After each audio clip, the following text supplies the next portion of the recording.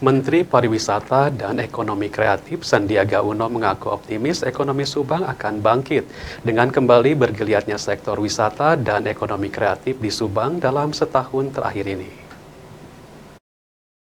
Kegiatan ekonomi wisata dan ekonomi kreatif dalam setahun terakhir di Subang kembali bergairah dan cukup menjanjikan untuk meningkatkan ekonomi masyarakat Subang.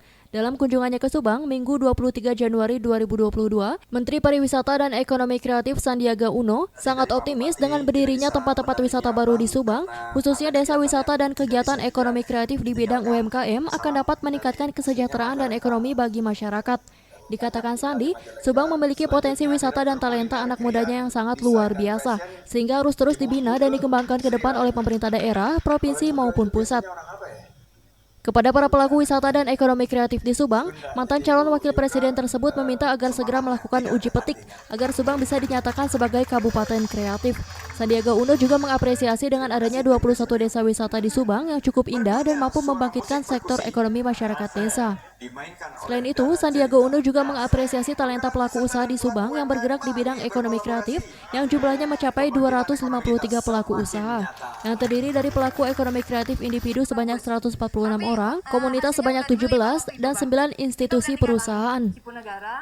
Para pelaku ekonomi kreatif dan wisata di Subang terbagi dalam beberapa bidang, diantaranya 14% bergerak di bidang kuliner, 12% di bidang fotografi, dan 11% di bidang musik, dan sisanya di bidang pariwisata.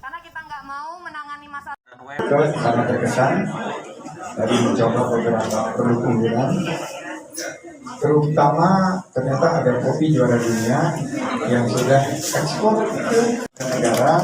Yang saya coba ini adalah kopi Jawa Preana yang sudah di rebrand Hopland.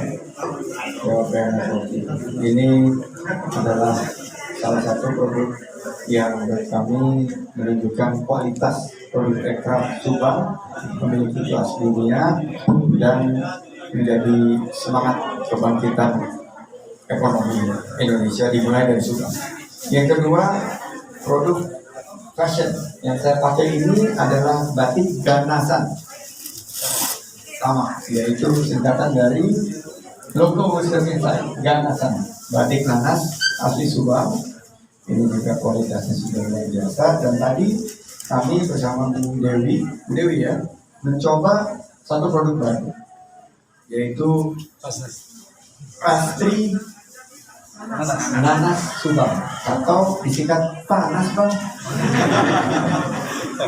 Dalam kunjungannya ke Subang, Minggu pagi 23 Januari 2022, Sandiaga Uno menggelar dialog interaktif dengan para pelaku wisata dan ekonomi kreatif yang digelar di halaman Museum Wisma Karya Subang dan meninjau produk-produk unggulan UMKM warga Subang di Gedung Pusat Layanan Usaha Terpadu atau PLUT DKUPP Subang. Ahya Nurdin, Cipta TV.